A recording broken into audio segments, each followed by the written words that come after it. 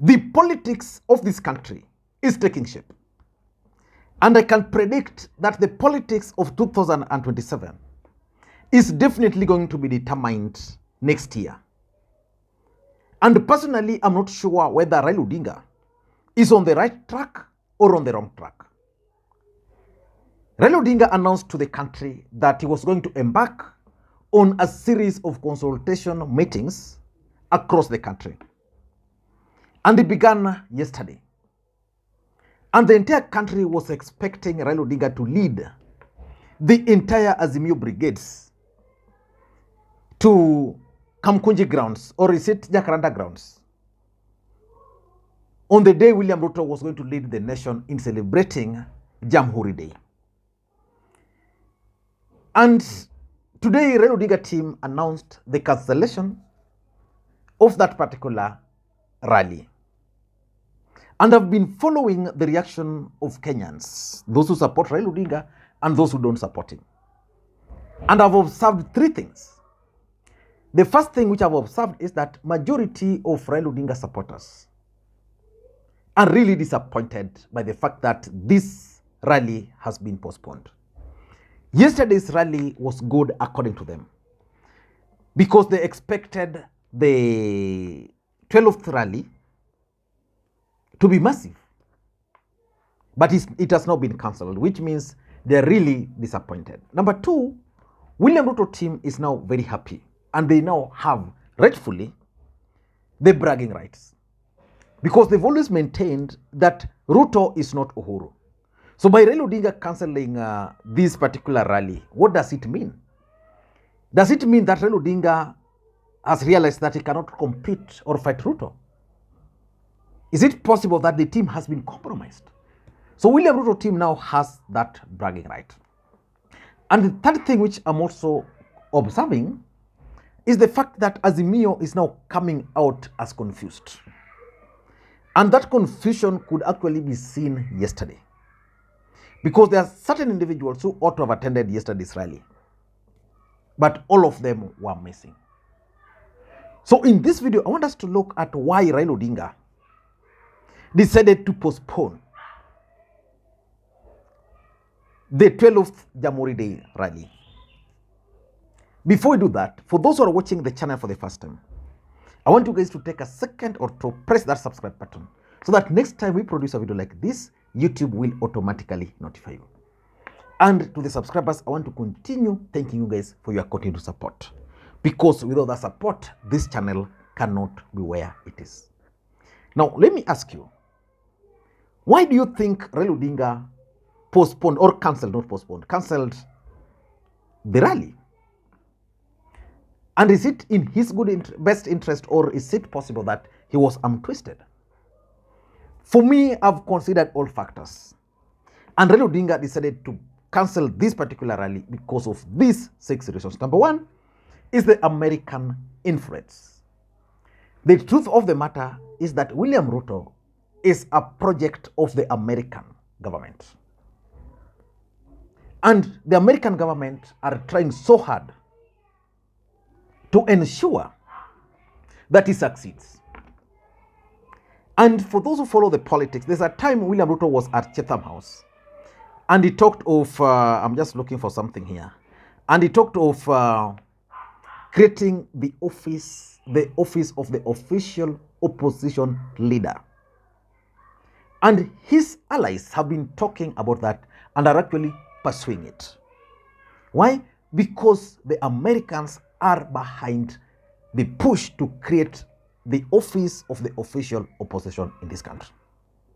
So they are telling Raila Odinga that, please don't go that direction. Let me just read for you a comment or something which I found on Facebook page, because I'm not going to spend time to edit this video. I just want you to go to a gentleman called Onyango Ochieng Jr., a professor there. This is what he posted. It was pressure from White House through Secretary of State Antony J. Blinken that compelled Baba to walk back from the 12th December Jacaranda rally. Antony J. Blinken is the 3rd highest ranking official in the US executive, that is government, after Biden and Kamala. and the fourth in line to succeed the president should anything happen. Meaning, Biden knew, blessed, and green-lighted this call. Now, that's what Onyango Jr. is talking about. And personally, I'm seeing also the hands of American government in all this. They don't want Raila Odinga to continue piling pressure. In fact, remember, initially Raila Odinga wanted to do some other things and he was prevailed upon. And that time it was Uhuru Kenyatta who prevailed. So I tend to think that because American government is taking William Ruto's presidency seriously, because they want Ruto to succeed, the disruption which was going to be caused by this series of rallies was not going to be good for them. Because remember, according to what they stated today, was that Raila Odinga would be engaged elsewhere on those days, before and after. So where will Raila Odinga be? So I think he's been under pressure, specifically from the American government. Number two, it could also be a tactical retreat. What do I mean by being tactical retreat? Personally, and this is my personal opinion, I've always advocated for Raila Odinga to take a backseat, to disappear from political scene completely. So the moment Raila Odinga announced the dates for these particular two meetings, the one yesterday and the one on 12th, personally, I had thought that he was going to heed to those particular dates and ensure that they move on as planned. But William Ruto and his brigades, because of Raila Odinga's announcement, decided to change how they were going to celebrate the Jamhuri Day. And they announced that everybody who was going to attend that event was going to be offered free scholarship on ICT. Now, assuming that today is 12th, William Ruto is somewhere, let's say, somewhere at Uhuru Stadium or Uhuru Park, and Raila Odinga is in Jacaranda, assuming on the same day. There's 1,000 youths in Jacaranda and 1,000 youths in William Ruto's event. Then William Ruto decides to give these youths scholarship. Only will 11 just promise them. Now, what message do you think Raila Odinga will be relaying to these other 1,000 youths?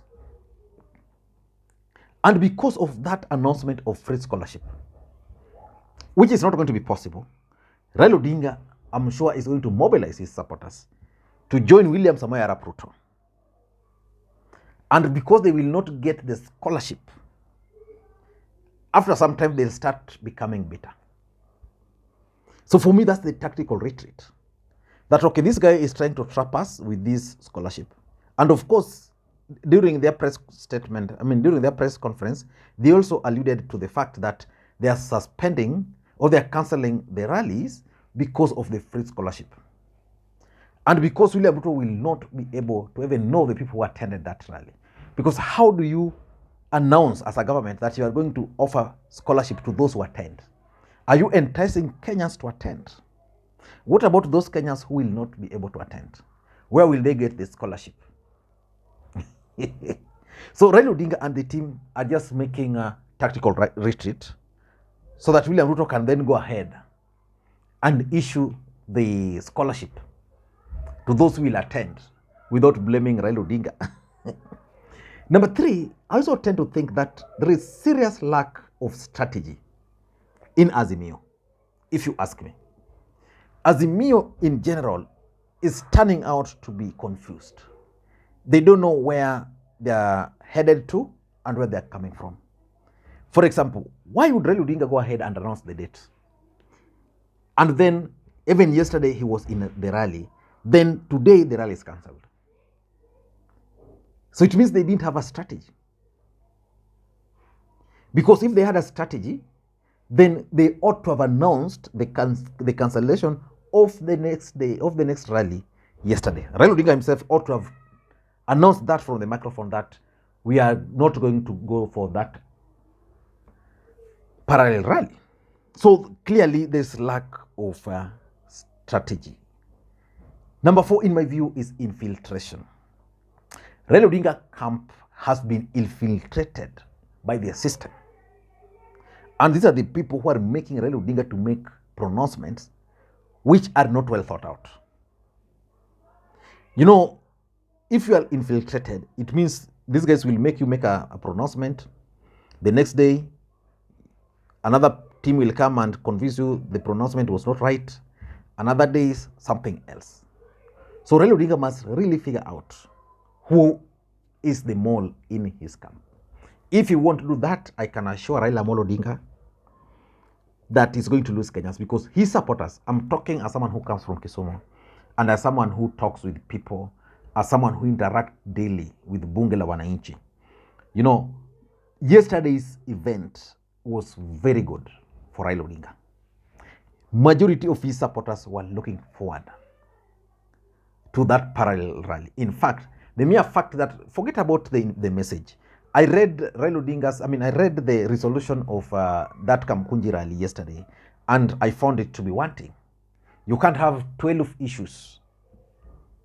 You can only have very narrow issues. Reduce them to 5 maximum and focus on them. You can't deal with 12 issues. So someone somewhere has infiltrated Raila Odinga's camp.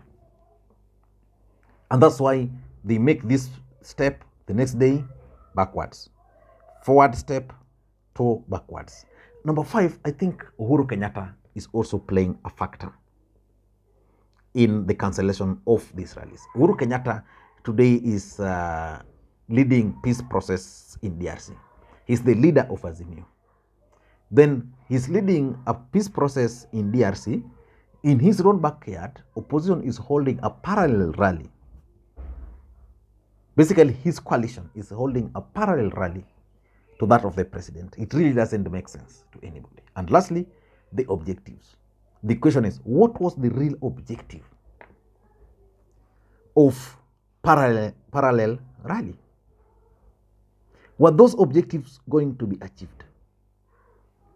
If they were not going to be achieved, then why proceed with it? Those were the questions. So they decided, they looked at the objectives, and then they realized that those objectives probably were not going to be achieved. So they better cancel it mapema. I don't know what to think. That's my take. And in case you're watching the channel for the first time, please take a second or two, press that subscribe button now. Bye-bye.